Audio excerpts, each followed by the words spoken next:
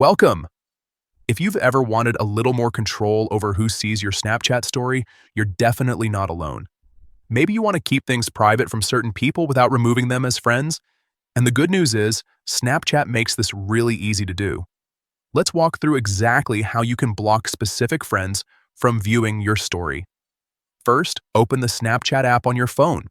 Once you're in, look at the top left corner of the screen and tap on your Bitmoji or profile icon.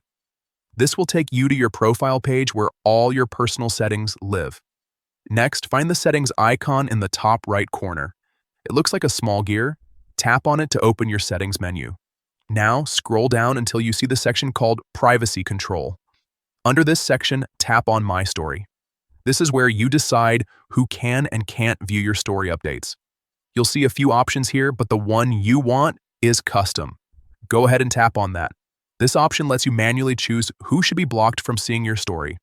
After selecting Custom, Snapchat will show you a list of your friends. All you need to do here is scroll through the list and uncheck the friends you don't want viewing your story. It's that simple, just tap their names to remove access. Once you've made your selections, confirm your change.